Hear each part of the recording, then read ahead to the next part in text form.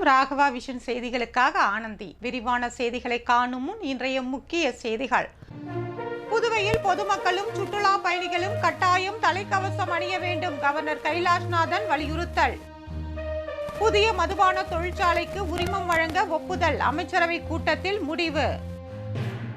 வீட்டின் மீது பெட்ரோல் குண்டு வீசிய 2 பேர் குண்டர் சட்டத்தில் கைது. விழுப்புரம் ஆட்சியர் அதிரடி. சட்டவிரோதமாக மணல் குவாரி நடத்தி வந்த திமுக பிரமுகருக்கு வலைவீச்சு. 5 வாகனங்கள் பறிமுதல். புதுவையில் பொதுமக்களும் சுற்றுலா பயணிகளும் கட்டாயம் தலைக்கவசம் அணிய வேண்டும் என்று கவர்னர் கைலாஷ்நாதன் தெரிவித்துள்ளார். புதுச்சேரி மாநிலத்தில் வரும் 12ஆம் தேதி முதல் இருசக்கர வாகன ஓட்டிகள் கட்டாயம் தலைக்கவசம் அணிய வேண்டும் என்று அரசு உத்தரவிட்டுள்ளது. இது தொடர்பாக காவல்துறை சார்பில் பொதுமக்களுக்கு பல்வேறு விழிப்புணர்வு நிகழ்ச்சிகள் ஏற்படுத்தப்பட்டு வருகிறது. சாலை விதிகள் தொடர்பாக வினாடி வினா போட்டி நடத்தப்பட்டு தலைக்கவசம் பரிசீலிக்கப்பட்டு வருகிறது. இந்நிலையில் புதுச்சேரி காவல்துறை சார்பில் தலைக்கவச விழிப்புணர்வு பேரணி நேற்று மாலை கடற்கரை சாலையில் நடைபெற்றது. கவர்னர் கைலாஷ்நாதன் கொடியசைத்து பேரணியை தொடக்கி வைத்தார். உள்துறை அமைச்சர் நமச்சிவாயம், தலைமை செயலர் சரத் சௌகான், டிஜிபி ஷாலினி சிங், டிஐஜி சத்யசுந்தரம் மற்றும் முதுநிலை காவல் கண்காணிப்பாளர்கள், காவல் கண்காணிப்பாளர்கள், போலீசார், என்சிசி, என்எஸ்எஸ் மாணவர்கள், தன்னார்வலர்கள் இதில் கலந்து கொண்டனர்.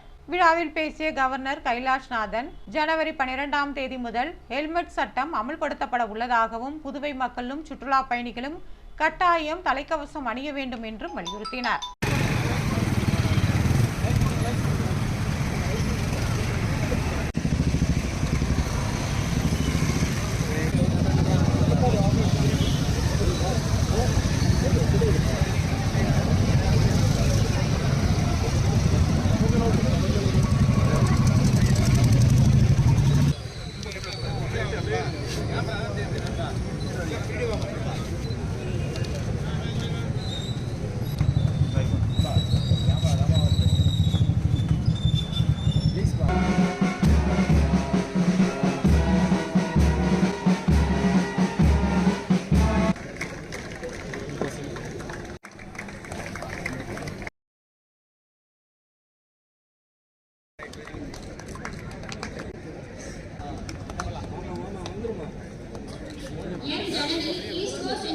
In road accidents. Mission Zero Fatality is not just a mission. It is a commitment that demands the involvement of every sector. Let us work together. புதிய மதுபான தொழிற்சாலைகளுக்கு உரிமம் வழங்க அமைச்சரவை கூட்டத்தில் ஒப்புதல் அளிக்கப்பட்டுள்ளது. புதுச்சேரி சட்டப்பேரவையில் முதலமைச்சர் ரங்கசாமி தலைமையில் அமைச்சரவை கூட்டம் நடைபெற்றது. அமைச்சர்கள் நமச்சிவாயம், லட்சுமி நாராயணன், தேனி ஜெயக்குமார், திருமுருகன், சாய் சரவணன்குமார், தலைமை செயலர் சரத் சௌகான், கவர்னரின் செயலர் நெடுஞ்செழியன், செயலர்கள் ஜவஹர், முத்தம்மாள், கேசவன், ஆஷிஷ், மாதவராவ், மோரே மற்றும் அதிகாரிகள் கலந்து கொண்டனர். இந்த கூட்டத்தில் நிதி நெருக்கடியை சமாளிக்கவும் நிதித்துறை தொடர்பாகவும் அமைச்சரவை கூட்டத்தில் விவாதிக்கப்பட்டது. அத்துடன் புதியதாக மதுபான பாட்டில் ஆலை தொடங்குவதற்கான வழிகாட்டுதல் வெளியிடுதல், புதிய உரிமங்கள் வழங்குதல், மதுபான உரிம கட்டணத்தையும் கலால் வரியையும் உயர்த்துதல் போன்றவை குறித்து விவாதிக்கப்பட்டு ஒப்புதல் அளிக்கப்பட்டது. மேலும் சென்டாக் உதவித்தொகை பெறும் திட்டத்தில் வருமானம் அடிப்படையில் உதவித்தொகை வழங்குதல் குறித்த நிபந்தனையுடன் திருத்தங்கள் கொண்டு வருதல், லிங்காரெட்டிப்பாளையம் கூட்டுறவு சர்க்கரை ஆலை பள்ளியை கல்வித்துறையுடன் இணைத்தல், இடம்பெயர்ந்த எஸ்சி மற்றும் பிற ஜாதியினருக்கு சான்றிதழ் வழங்குதல் உள்ளிட்ட பல்வேறு பிரச்சனைகள் குறித்து விவாதிக்கப்பட்டு முடிவுகள் எடுக்கப்பட்டன.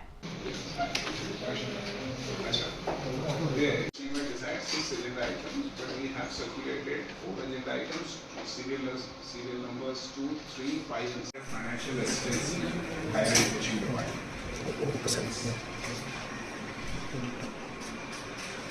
வீட்டின் மீது பெட்ரோல் குண்டு வீசிய 2 பேர் குண்டர் தடுப்பு சட்டத்தில் கைது செய்யப்பட்டுள்ளனர். விழுப்புரம் அருகே மதுரப்பாக்கத்தை சேர்ந்தவர் வரதராஜின் மகன் கணேஷ் ராய். புதுச்சேரி ஆட்டுப்பட்டியை சேர்ந்தவர் வெங்கடேசனின் மகன் சுனில் என்கிற கிஷோர்குமார். கடந்த டிசம்பர் மாதம் 8ஆம் தேதி இவர்களுக்கும் சித்தலப்பட்டை சேர்ந்த ஆஷிக் என்பவருக்கும் தகராறு ஏற்பட்டுள்ளது. அப்போது அங்கு வந்த ராமன் என்பவர் எதற்காக இங்கே சண்டை போடுகிறீர்கள் என்று கூறி அவர்களை விலக்கிவிட்டாராம். இதனால் ஆத்திரமடைந்த கணேஷ் ராய் உள்ளிட்ட 2 பேரும் சேர்ந்து ராமன் வீட்டில் பெட்ரோல் குண்டு வீசியுள்ளனர். இது குறித்து கண்டமங்கலம் போலீசார் வழக்கு பதிவு செய்து இருவரையும் கைது செய்து ஏற்கனவே சிறையில் அடைத்தனர். இதனிடையே 2 பேரின் தொடர் குற்ற நடவடிக்கைகளை தடுக்கும் வகையில் அவர்களை குண்டர் தடுப்பு சட்டத்தில் சிறையில் அடைக்க விழுப்புரம் எஸ்பி சரவணன் ஆட்சியருக்கு பரிந்துரை செய்தார். அதனை ஏற்றுக்கொண்ட ஆட்சியர் பழனி நேற்று அதற்கான உத்தரவை பிறப்பித்தார். இதனைத் தொடர்ந்து கணேஷ் ராய், சுனில் ஆகியோரை குண்டர் சட்டத்தில் கைது செய்த போலீசார் கடலூர் மத்திய சிறையில் அடைத்தனர். சட்டவிரோதமாக மணல் குவாரி நடத்தி வந்தவருக்கு போலீசார் வலை வீசி வருகின்றனர். விழுப்புரம் மாவட்டம் மரக்காணத்தை அடுத்த கீழ்புத்துப்பட்டு கிராம கிழக்கு கடற்கரை சாலையோரம் தனிநபருக்கு சொந்தமான இடத்தில் மணல் குவாரி அமைத்து மணல் கடத்தல் நடைபெறுவதாக திண்டிவனம் சார் ஆட்சியருக்கு ரகசிய தகவல் கிடைத்தது. அதன் அடிப்படையில் சம்பவ இடத்திற்கு அவர் சென்று பார்த்தபோது சாலையோரும் அருள்ஜோதி உதயகுமார் என்பவருக்கு சொந்தமான இடத்தில் அவர் கணவர் உதயகுமார் ராமலிங்கம் என்பவர் சட்டவிரோதமாக மணல் குவாரி அமைத்து மணல் கடத்தி வந்தது உறுதியானது. இதனையடுத்து சார் பதிவாளர் அங்கு மணல் கடத்தலில் ஈடுபட்ட 2 tractor, 1 mini lorry, 1 tipper lorry மற்றும் பதிவெண் இல்லாத JCB வாகனம் ஆகியவற்றை பறிமுதல் செய்தனர். சார் ஆட்சியர் வாகனத்தை கண்டதும் அங்கு பணியில் ஈடுபட்டிருந்தவர்கள் தப்பி ஓடியுள்ளனர். இதனையடுத்து தப்பி ஓடிய நபர்களையும் மணல் கடத்தலில் ஈடுபட்ட திமுக பிரமுகர் உதயகுமாரையும் தேடும் பணியில் போலீசார் ஈடுபட்டு வருகின்றனர். மணல் குவாரி அமைத்து மணல் கடத்தலில் ஈடுபட்ட சம்பவம் அப்பகுதியில் பெரும் பரபரப்பை ஏற்படுத்தியுள்ளது.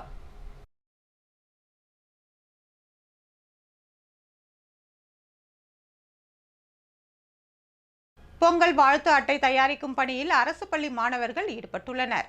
தமிழ்நாட்டில் முதன்மை பண்டிகையாக கொண்டாடப்படும் பொங்கல் விழாவில் பழையன கழிதல், புதியன புகுதல், கரும்பு, பொங்கல், மாடு, மஞ்சள், புத்தாடை என இவற்றின் பட்டியல் நீளும். பொங்கல் வாழ்த்து அட்டையும் இதில் ஒன்று.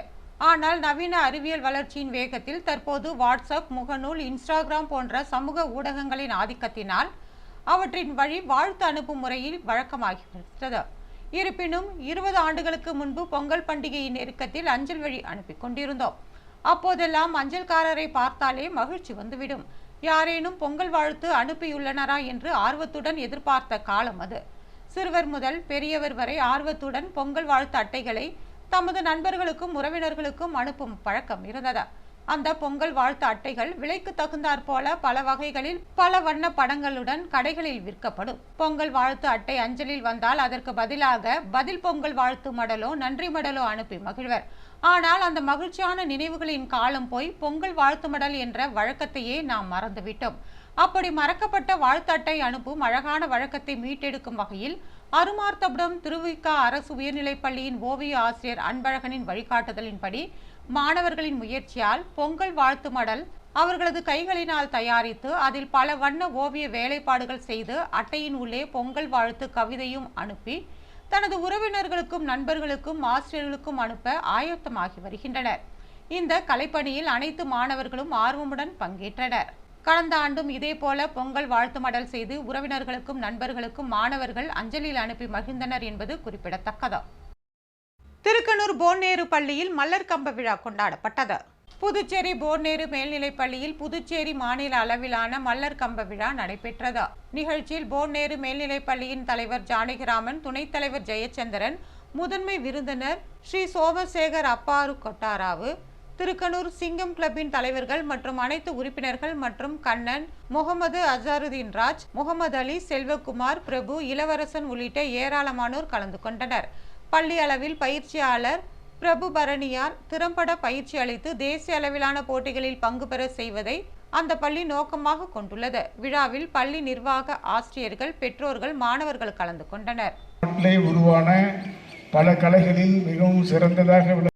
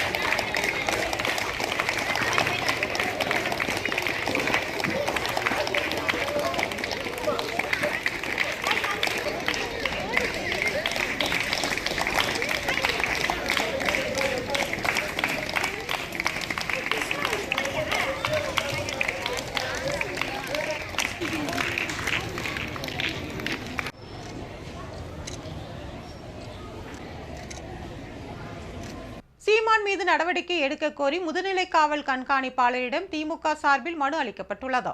தந்தை பெரியார் பற்றி சர்ச்சை கருத்துக்களை தெரிவித்த நாம் தமிழர் கட்சியின் தலைமை ஒருங்கிணைப்பாளர் சீமான் மீது தமிழகம் முழுவதும் பல்வேறு காவல் நிலையங்களில் புகார் அளிக்கப்பட்டு வருகிறதா?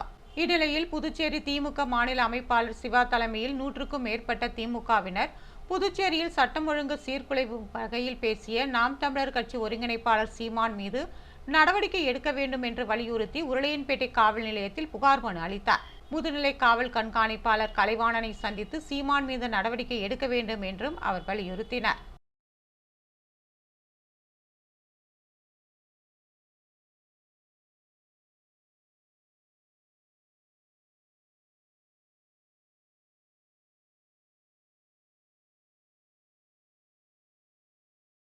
அரியாங்குப்பம் ராதா ஆங்கில பள்ளியில் பொங்கல் திருவிழா கொண்டாடப்பட்டது. புதுவை அரியாங்குப்பம் மணவெளி ராதா ஆங்கில மேல்நிலைப் பள்ளியின் பொங்கல் விழா சிறப்பாக கொண்டாடப்பட்டது. விழாவில் ஒவ்வொரு வகுப்பிற்கும் தனித்தனியாக 12 பானைகள் வைத்து 12ஆம் வகுப்பு வரை உள்ள அனைத்து மாணவர்களும் ஆசிரியர்களும் மிக சிறப்பாக பொங்கல் விழாவை கொண்டாடினர்.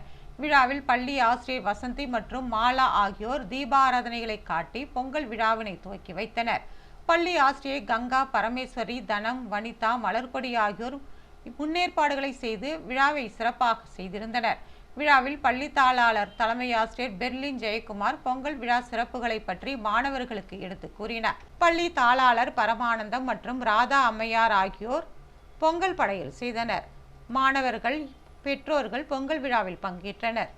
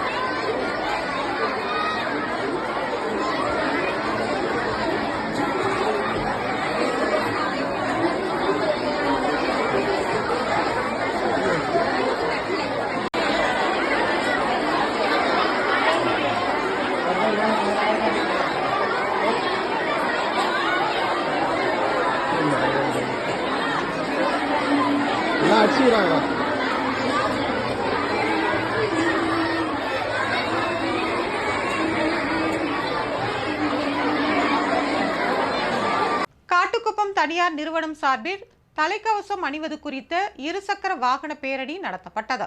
கிருமாம்பாக்கத்தை அடுத்துள்ள காட்டுக்குப்பத்தில் இமாஸ் என்ற தனியார் நிறுவனம் இயங்கி வருகிறது. இந்த நிறுவனம் சார்பில் நேற்று சாலை பாதுகாப்பு விழிப்புணர்வு நிகழ்ச்சி நடத்தப்பட்டது. புதுச்சேரி கடலூர் சாலை காட்டுக்குப்பம் சந்திப்பில் நடைபெற்ற நிகழ்ச்சிக்கு நிறுவன பொது மேலாளர் நிரஞ்சனாதேவி தலைமை தாங்கினார். மனிதவளத்துறை அதிகாரி மணிகண்டன், ஹரிசங்கர், பாதுகாப்பு அதிகாரி இதயச்சந்திரன் ஆகியோர் முன்னிலை வகித்தனர். ஒப்பந்ததாரர் சரவணன், சராளி நிறுவன ஊழியர்கள் கலந்து கொண்டனர். இந்நிகழ்ச்சியில் புதுச்சேரி கடலூர் சாலையில் இருசக்கர வாகனத்தின் பாதுகாப்பு கவசமான ஹெல்மெட் அணிந்து சென்ற வாகன ஓட்டிகளுக்கு வாழ்த்து தெரிவித்து இனிப்பு மற்றும் பேனா உள்ளிட்ட பரிசுகள் வழங்கப்பட்டது. தொடர்ந்து நிறுவனத்தின் ஊழியர்கள் மற்றும் கோத்ரேஜ் சாரா லீ லிமிடெட் ஹெல்மெட் அணிந்து கொண்டு இருசக்கர வாகனத்தில் பேரணியாக சென்று விழிப்புணர்வை ஏற்படுத்தினர். தனியார் நிறுவனத்தில் ஹெல்மெட் விழிப்புணர்வு முயற்சிக்கு அப்பகுதியை சேர்ந்த பொதுமக்களும் தன்னார்வலர்களும் பாராட்டு தெரிவித்தனர்.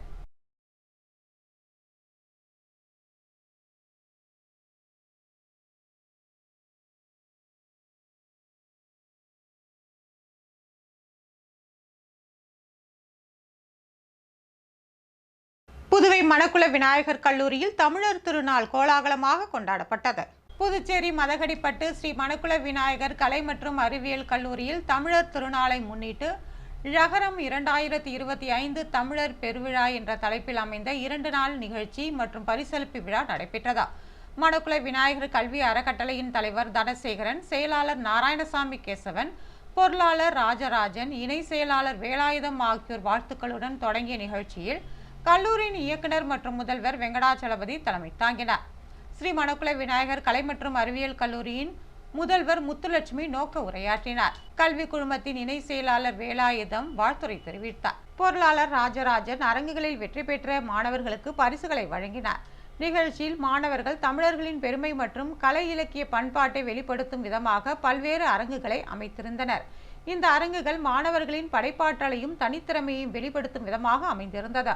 தமிழர் வழிபாடு, மருத்துவம், ஐந்திணை, வணிகம், விருந்தோம்பல், பாரம்பரிய உணவுகள், அடியார்கள், இதிகாச புராண நிகழ்வுகள், மூவேந்தர்களின் வீரம், கடையேழு வள்ளல்கள், தமிழ் மாத விழாக்கள், தமிழர் வரலாறு, குமரிக்கண்ட வரலாறு, திருக்குறள் என 39 தலைப்புகளில் 23 அரங்குகள் அமைக்கப்பட்டிருந்தது.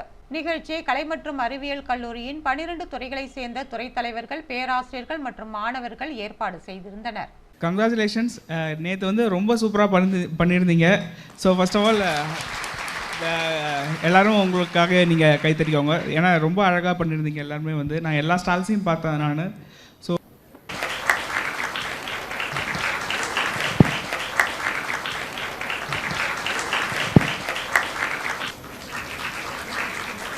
பொங்கல் பண்டிகைக்கு புதுச்சேரியில் தொடர்ச்சியாக 6 நாட்கள் விடுமுறை அறிவிக்கப்பட்டுள்ளது. தமிழர் திருநாளாம் பொங்கல் பண்டிகை வருகின்ற 14ஆம் தேதி கொண்டாடப்படுகிறது. இதனையொட்டி 13ஆம் தேதி போகி பண்டிகையும், 14ஆம் தேதி பொங்கல் பண்டிகையும், 15ஆம் தேதி மாட்டுப் பொங்கலும், 16ஆம் தேதி உழவர் திருநாள் மற்றும் காணும் பொங்கலும் கொண்டாடப்பட உள்ளது. புதுச்சேரியில் போகி பண்டிகை வரையறுக்கப்பட்ட விடுமுறை பட்டியலிலும், பொங்கல் மற்றும் மாட்டுப் பொங்கல் பண்டிகை அரசு விடுமுறை பட்டியலிலும் உள்ளது. காணும் பொங்கல் விடுமுறை பட்டியலில் இடம்பெறவில்லை. இந்நிலையில் உழவர் திருநாளாக வருகின்ற 16ஆம் தேதி மற்றும் 17 ஆகிய 2 தேதிகளில் அரசு அலுவலகங்கள் மற்றும் நிறுவனங்களுக்கு புதுச்சேரி அரசு விடுமுறை அறிவித்துள்ளது. புதுச்சேரி பள்ளி மாணவர்களுக்கு இன்று மதியம் வரை வகுப்புகள் நடைபெற்றது. அதன் பிறகு 12ஆம் தேதி முதல் 19ஆம் தேதி வரை தொடர்ச்சியாக 8 நாட்கள் விடுமுறையாக அமைந்துள்ளது. இதேபோல அரசு கல்லூரிகள், அலுவலகங்கள், நிறுவனங்களில் போகி பண்டிகை 13ஆம் தேதி இயங்கும். அதன் பிறகு பொங்கல் பண்டிகையான 14ஆம் தேதி முதல் 19ஆம் தேதி வரை தொடர்ச்சியாக 6 நாட்கள் விடுமுறையாக அமைந்துள்ளது குறிப்பிடத்தக்கது. புதுவையில் இன்றைய தங்கம் மற்றும் வெள்ளி விலை விவரம். தங்கம் 1 கிராம் 7315 ரூபாய். ஒரு சவரன் தங்கம் 58,520 ரூபாய். வெள்ளி 10 கிராம் 980 ரூபாய். மீண்டும் இன்றைய முக்கிய செய்திகள். புதுவையில் பொதுமக்களும் சுற்றுலா பயணிகளும் கட்டாயம் தலைக்கவசம் அணிய வேண்டும். கவர்னர் கைலாஷ்நாதன் வலியுறுத்தல். புதிய மதுபான தொழிற்சாலைக்கு உரிமம் வழங்க ஒப்புதல். அமைச்சரவை கூட்டத்தில் முடிவு. வீட்டின் மீது பெட்ரோல் குண்டு வீசிய 2 பேர் குண்டர் சட்டத்தில் கைது. விழுப்புரம் ஆட்சியர் அதிரடி. சட்டவிரோதமாக மணல் குவாரி நடத்தி வந்த திமுக பிரமுகருக்கு வலைவீச்சு. 5 வாகனங்கள் பறிமுதல். இத்துடன் செய்திகள் நிறைவு பெறுகிறது. வணக்கம்.